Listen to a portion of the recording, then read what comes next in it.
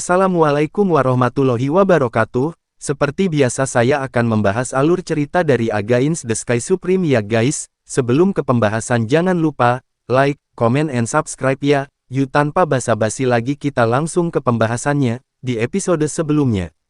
Ketika Tan Yun dan keduanya datang ke stan yang hanya berukuran 3 kaki persegi, alis mereka tidak bisa menahan kerutan, tetapi mereka melihat seorang pemuda botak bertato duduk di stan yang mereka sewa.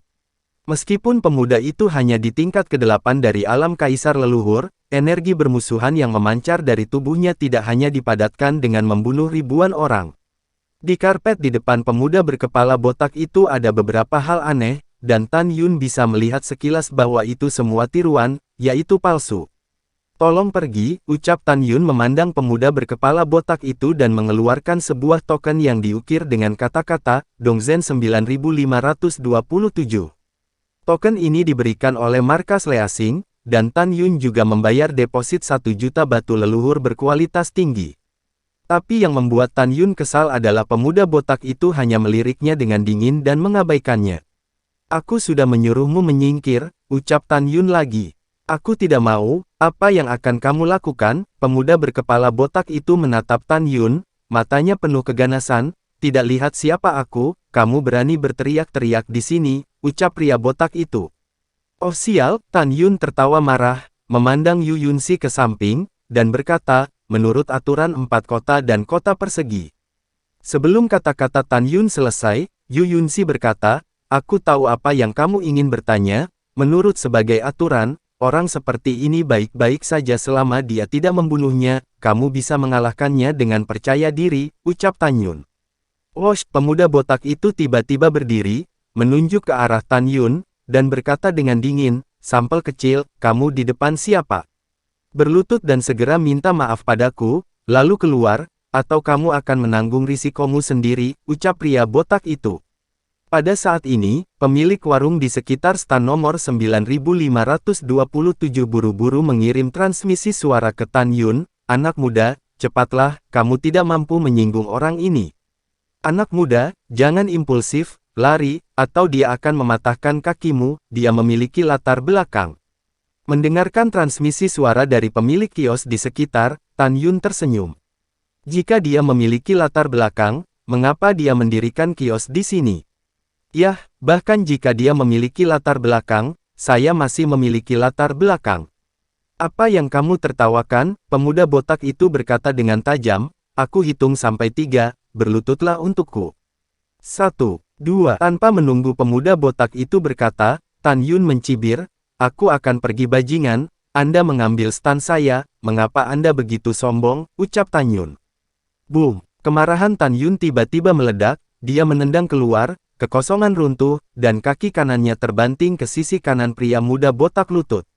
Kecepatannya sangat cepat sehingga pemuda botak di tingkat ke-8 dari alam kaisar leluhur tidak bisa mengelak sama sekali. Bang! Ah, kakiku! Lutut pemuda botak itu pecah, dan betisnya yang patah juga hancur berkeping-keping. Pemuda berkepala botak itu terbang beberapa puluh kaki terbalik dan menghantam tanah dengan keras. Melihat pemandangan ini, pemilik kios di sekitarnya benar-benar terpana. Mereka tidak pernah membayangkan bahwa pemuda berambut putih ini akan melakukannya ketika dia mengatakan dia tidak boleh melakukannya, dan menghapuskan kaki dari pemuda botak itu. Pemuda botak menahan rasa sakit, berdiri dengan satu kaki, dan memelototi Tan Yun, beraninya kau menyakitiku bajingan. Wosh! Tan Yun melintas dan muncul di depan pemuda botak itu, cakar tangan kanannya mencekik lehernya, dan berkata dengan suara rendah, berlututlah padaku segera dan minta maaf, lalu keluar dari sini dengan sampahmu, jika tidak, aku berjanji kamu tidak akan bisa melihat matahari besok, ucap Tan Yun. Melihat mata Tan Yun, mata pemuda botak itu menunjukkan ketakutan yang tak ada habisnya. Untuk beberapa alasan, dia merasa bahwa jika dia tidak melakukan apa yang diminta pihak lain, dia akan benar-benar mati dengan menyedihkan.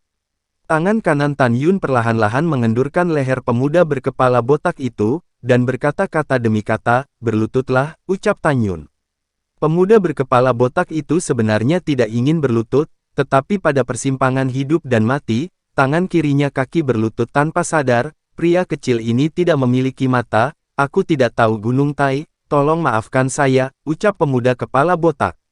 Hehe, Tan Yun tersenyum, Tuan, saya menghabiskan 300.000 yuan di stan, jadi mari kita hormati 300.000 yuan. Masalah ini benar-benar berakhir, ucap Tan Yun.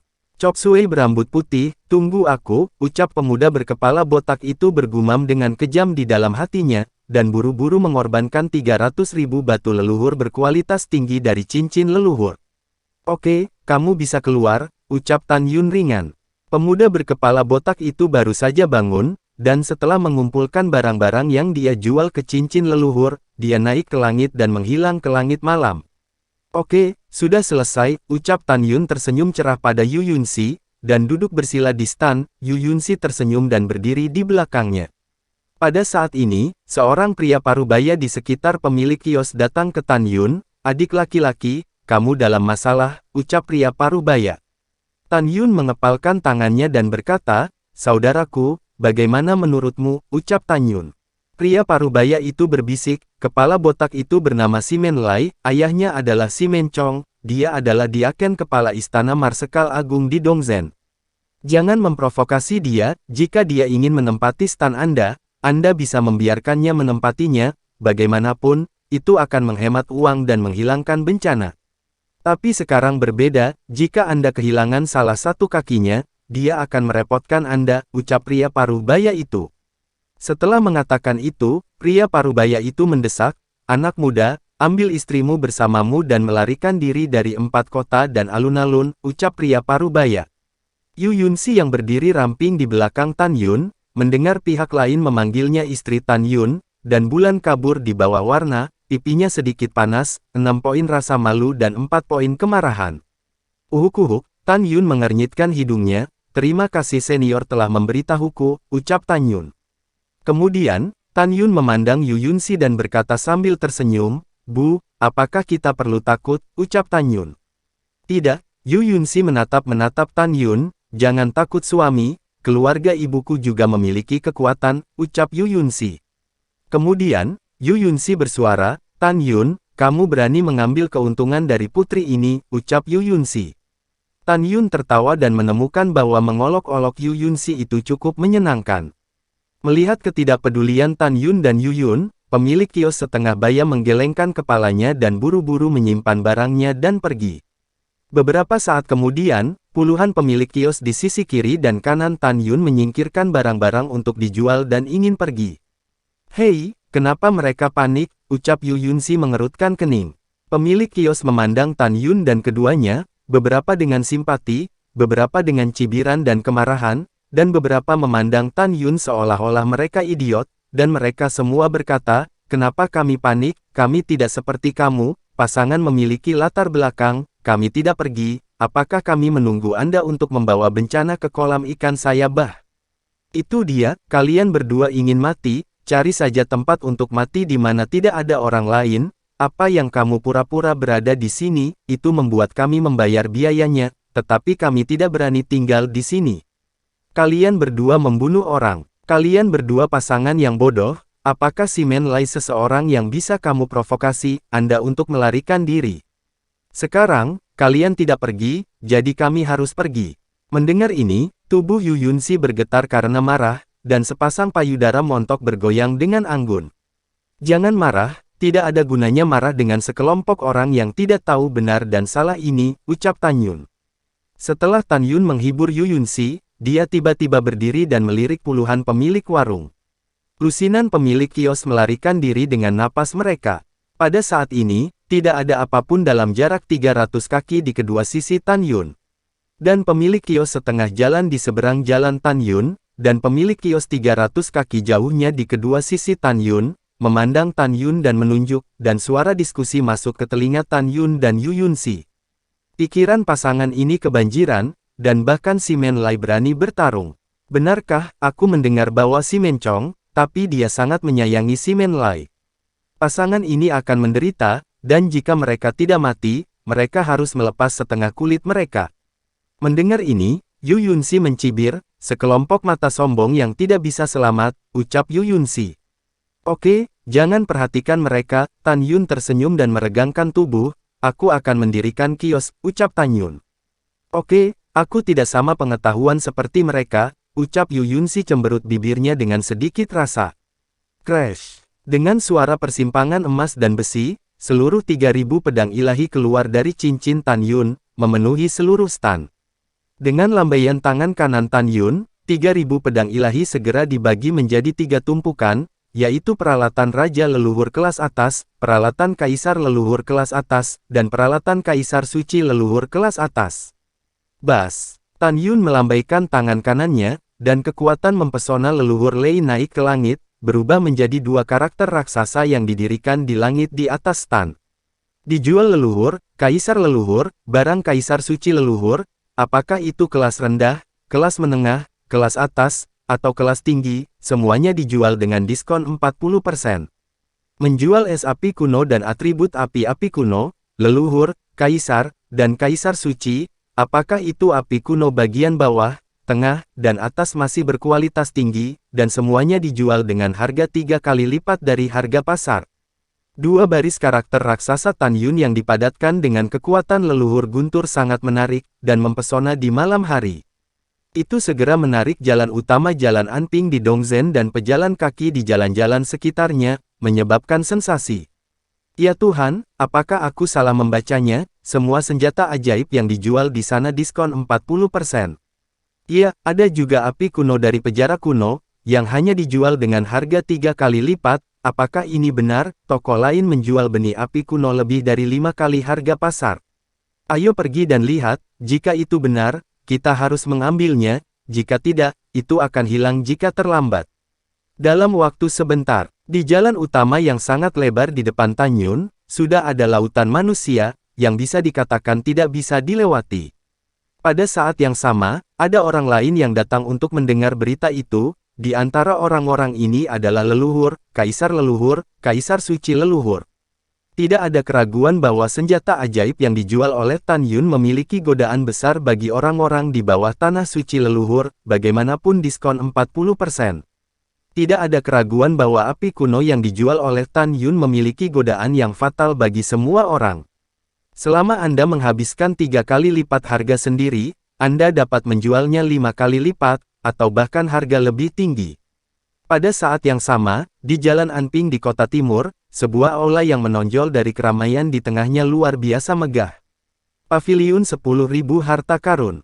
Di lantai atas paviliun dewa, seorang lelaki tua berambut putih yang duduk bersila di akot tiba-tiba membuka matanya, dan matanya yang keruh menunjukkan keserakahan, dan bergumam pada dirinya sendiri, mungkinkah anak ini benar-benar memiliki api kuno, ucap lelaki tua itu. Nama lelaki tua itu adalah Wan Chen, dia pemilik paviliun Dewa Wanbao, dia serakah akan uang dalam hidupnya. Pada saat yang sama, tokonya adalah yang terbesar di Jalan Anping di Dongzhen. Dapat dibayangkan bahwa ia harus memiliki latar belakang. Wosh! Wan Chen menghilang dari udara tipis, dan pada saat berikutnya, dia muncul di luar paviliun Dewa Wanbao, dan pada saat ini, kerumunan yang mengantri untuk membeli barang-barang Tan Yun diblokir di depannya. Minggir untuk orang tua ini, ucap Wan Chen acuh tak acuh. Setelah melihat Wan Chen, semua orang sepertinya memikirkan sesuatu, dan mereka semua merunduk ke samping dengan ekspresi hormat, memberi jalan untuk lorong berbentuk manusia menuju stan Tan Yun. Pada saat yang sama, ada banyak suara di depan stan Tan Yun. Saudaraku, apakah senjata ajaib di depan Anda semua diskon 40%? Saudara, apakah Anda benar-benar memiliki api kuno? Apakah semua senjata ajaibmu nyata? Apakah api Anda nyata? Tan Yun tersenyum, suaranya lembut, tetapi terdengar jelas di telinga semua orang. Tolong diam, izinkan saya mengucapkan beberapa patah kata, ucap Tan Yun. Segera, semua orang menjadi tenang, dan Wan Chen juga datang ke depan stan Tan Yun 10 kaki. Tan Yun berkata, pertama-tama, saya jamin bahwa senjata ajaib dan benih api yang dijual semuanya asli. Kedua, saya jauh lebih dari 3.000 pedang di kios. Ada lebih dari 800.000 senjata sihir dari berbagai tingkatan, seperti pedang, tombak, dan lain-lain dari leluhur, leluhur, dan kaisar suci. Ada lebih dari 50.000 api kuno dengan atribut es dan api di dimensi raja leluhur, kaisar leluhur, dan kaisar suci leluhur, ucap Tan Yun. Alasan mengapa Tan Yun memiliki begitu banyak harta magis secara alami adalah pialanya. Bagaimanapun, dia membunuh puluhan ribu orang. Selain itu, dia juga mengambil 30.000 orang dari Shenzong Elysium dan lebih dari cincin leluhur 40.000 orang dari leluhur Shizu di Huoyuan kuno. Ada jauh lebih dari satu senjata ajaib di cincin leluhur setiap orang, jadi dia memiliki lebih dari 800.000 senjata ajaib untuk dijual. Saya tahu bahwa meskipun ada banyak senjata ajaib, itu masih situasi di mana ada terlalu banyak biksu dan sedikit bubur. Oleh karena itu, saya sarankan Anda membelinya, harap mengantri untuk membeli. Kami memeriksa barang di tempat, dan kami tidak akan bertanggung jawab atas mereka setelah pembelian. Selain itu, kami akan membayar 100 yuan jika kami memalsukannya. Juga, saya minta maaf, tetapi poin terpenting adalah saya hanya membutuhkan batu leluhur berkualitas tinggi, dan jika Anda tidak memiliki batu leluhur berkualitas tinggi, bahkan jika Anda memberikan 10 kali lipat harga, saya tidak akan menjualnya. Saya telah menyelesaikan apa yang harus saya katakan, ucap Tan Yun. Setelah Tan Yun selesai berbicara, Yu Yunxi tersenyum pada Tan Yun, lalu memandang semua orang dan berkata, pembeli dapat menyerahkan batu leluhur kepada saya, bayar dulu lalu ambil barangnya. Mereka yang memesan tidak akan menjualnya, ucap Yu Yunxi. Mendengar ini, Tan Yun mengacungkan jempol pada Yu Yunxi. Dan pembeli juga menjadi tenang. Seorang pemuda berpakaian sederhana yang berada di garis depan, melangkah maju dan hendak membayar Yu Yunxi batu leluhur berkualitas tinggi ketika tiba-tiba, sebuah suara tua terdengar, tunggu. Pria muda itu berbalik dengan mata tidak senang, tetapi ketika dia melihat Wan Chen, dia segera menjadi hormat, saya tidak tahu apa yang diperintahkan Senior Wan, ucap Wan Chen. Wan Chen mengabaikan pemuda itu secara langsung, dia menatap Tan Yun, dan berkata dengan ekspresi bermartabat, anak muda, Anda memiliki semua senjata ajaib dan benih api kuno, sehingga Anda dapat meminta harga, ucap Wan Chen. Nada bicara Wan Chen mengungkapkan bahwa dia pasti akan mendapatkannya, dan dia tidak berdiskusi dengan Tan Yun sama sekali. Tan Yun tidak bisa melihat basis kultivasi, orang ini jijik. Yu Yunxi mengangkat alisnya, apakah kamu kaya, mengapa kami harus menjualnya kepadamu? Baru saja kami mengatakan bahwa jika kamu ingin membeli, kamu harus mengantri. Jika ada yang melompat dalam antrian, aku tidak akan menjual, ucap Yu Yunxi. Kata-kata Yu Yunxi membuat orang yang ingin membeli senjata api dan sihir bertepuk tangan di hati mereka, tetapi tidak ada yang berani menunjukkannya di wajah. Gadis kecil, maksudmu kamu tidak berencana menjualnya kepada lelaki tua ini, ucap Wan Chen. Mata Wan Chen dingin. Itu benar, Yu Yunxi berkata dengan tegas, aku tidak akan menjualnya kepada siapapun, ucap Yu Yunxi. Haha, wajah Wan Chen menjadi dingin, dan dia memandang Tan Yun ke samping, anak muda, yang dimaksud istrimu adalah apa yang kamu maksud, ucap Wan Chen. Senior Wan, jangan marah, Tan Yun berdiri dan menangkupkan tangannya dan berkata, dia tidak bermaksud apa yang dimaksud junior, ucap Tan Yun. Xiao Zhang kamu. Yu Yunxi memelototi Tan Yun, kamu tidak bisa menjadi orang tanpa garis bawah, bagaimana kamu bisa melakukan ini jika kamu tidak mempercayai kata-katamu, ucap Yu Yunxi. Dasar pendapat seorang wanita, ucap Wan Chen, setelah Wan Chen mencibir, dia melihat di Tan Yun, Anda bisa menentukan harganya, ucap Wan Chen. Tan Yun memandang Yu Yunxi yang kembung dengan sedikit senyum, dan kemudian melihat. Wan Chen, Wan Senior, Anda juga telah melihat bahwa begitu banyak orang mengantri untuk membeli, jika junior menjualnya kepada Anda, aku akan menyinggung begitu banyak orang. Saya akan menjualnya kepada Anda, dan lalu beri kompensasi kepada orang lain. Jadi, Tan Yun mengepalkan tinjunya dan berkata, semua senjata ajaib akan dijual kepada Anda dengan harga 5 kali lipat dari harga pasar, dan benih api akan dijual kepada Anda dengan harga 5 kali lipat, 30 kali lipat dari harga pasar, ucap Tan Yun. Begitu kata-kata Tan Yun jatuh, Yu Yunxi tertawa terbahak-bahak, ya, suamiku benar, dengan harga ini, tidak bisa kurang, ucap Yu Yunxi. Dan semua orang yang awalnya membenci Tan Yun tidak bisa menahan tawa ini jelas merupakan wajah yang mengenai Wan Chen. Wah, kamu mempermainkanku, ucap Wan Chen memelototi Tan Yun. Tidak, Senior Wan salah paham. Yang disebut kebebasan membeli dan menjual, saya menawarkan Anda untuk membayar, jika Anda tidak mampu membelinya, itu tidak ada hubungannya dengan junior, ucap Tan Yun. Anak muda, siapa namamu? Ucap Wan Chen tiba-tiba bertanya. Xiao Zhang, Tan Yun mengepalkan tinjunya dan berkata, Xiao, yang suram di angin musim gugur, Zhang adalah yang berantakan, ucap Tan Yun.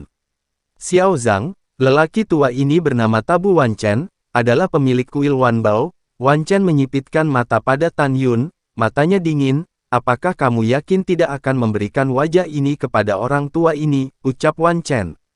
Tan Yun berkata dengan senyum tipis, aku penasaran, apakah aku mengenalmu, kenapa aku memberimu wajah untukmu?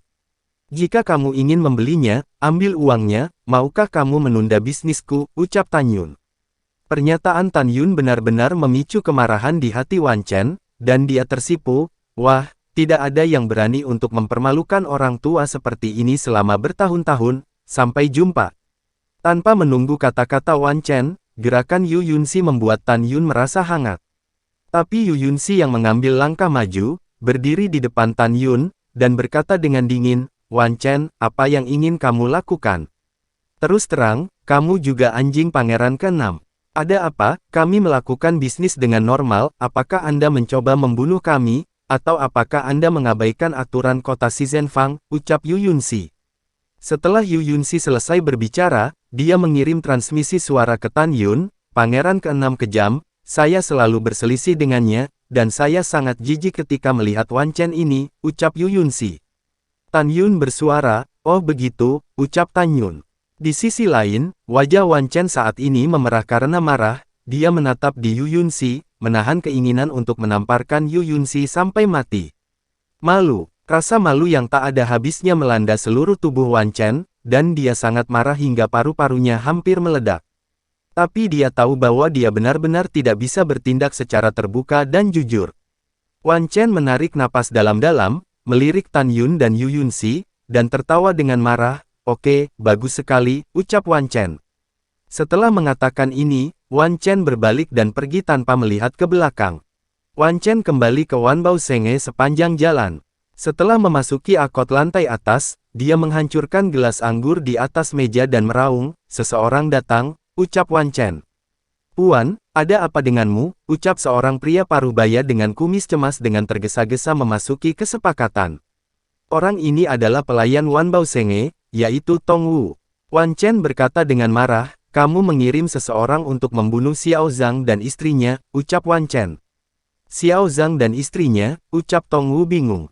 Pasangan yang sekarang mendirikan kios untuk menjual benih api dan senjata ajaib, mata Wan Chen muram, Xiao Zhang hanya ada di ranah Kaisar Leluhur, dan istrinya berada di level ke-7 ranah Kaisar Suci Leluhur, ucap Wan Chen. Oke, bawahan ini mengerti, ucap Tong Wu dengan hormat.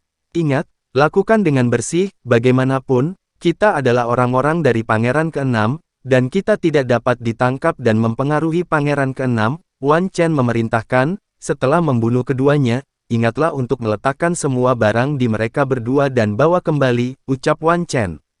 Tuan jangan khawatir, bawahan Anda harus melakukannya tanpa menyadarinya, ucap Tong Wu tersenyum muram, dan kemudian keluar dari kesepakatan.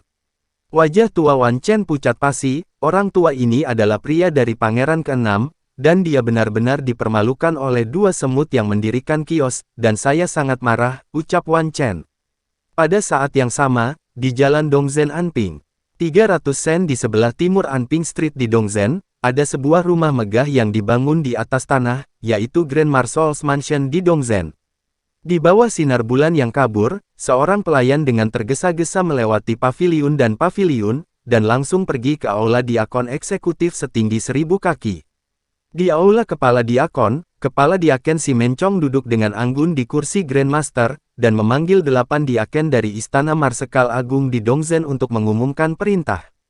Si Mencong berusia sekitar 60 tahun, dan dia memiliki 3 tingkat kekuatan di alam Kaisar Suci Leluhur, dan 8 diaken di depannya semuanya berada di alam kesempurnaan agung dari alam Kaisar Suci Leluhur.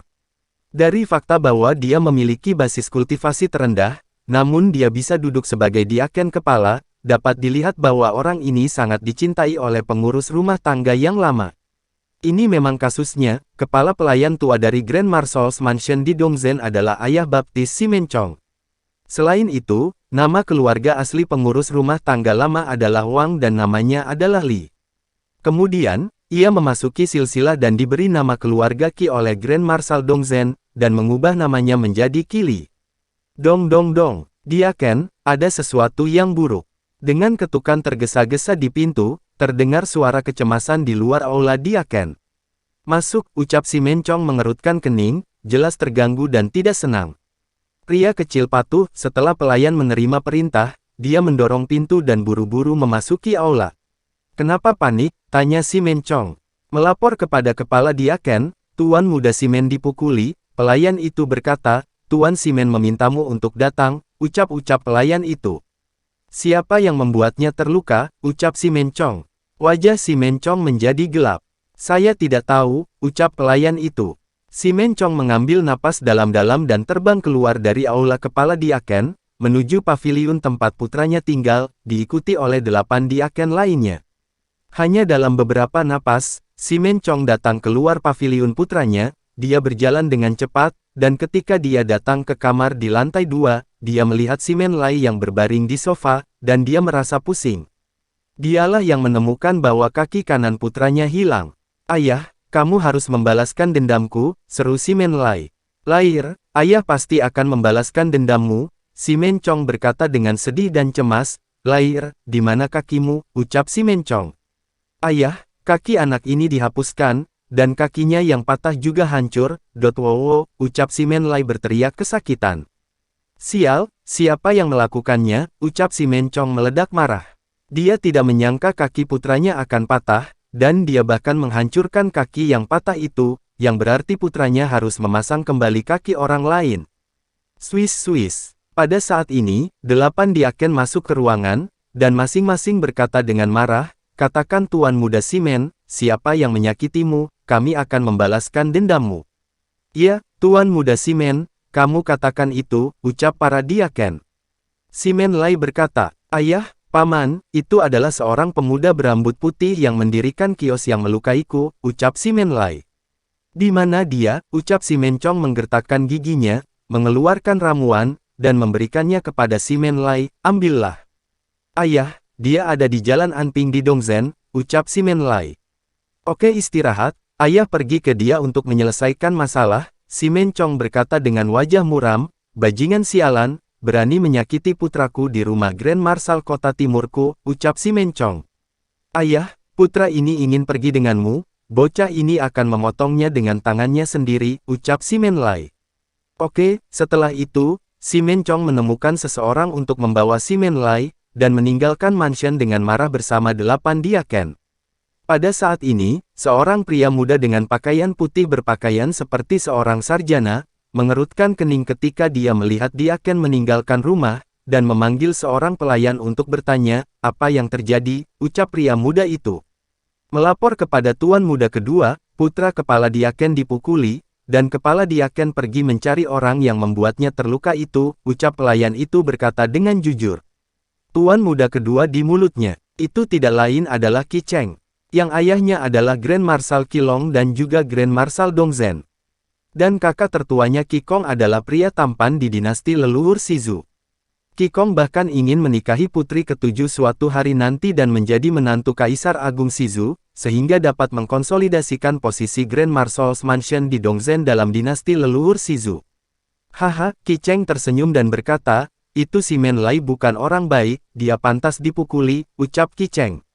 Setelah mengatakan ini, Qi Cheng menyenandungkan sedikit lagu dan pergi. Pelayan itu melihat ke belakang kepergian Qi Cheng, dan diam-diam berkata, Tuan Muda kedua juga benar, bagaimanapun, terserah pemiliknya untuk mengalahkan anjing itu. Si Menlai dipukuli, Anda sebagai Tuan Muda kedua tidak peduli. Hal ini, jika Tuan Muda tertua tahu, dia pasti akan pergi ke si Men, ucap pelayan itu. Lalu setelah itu, bagaimanakah kelanjutan ceritanya? Next di episode berikutnya ya, wassalamualaikum warahmatullahi wabarakatuh.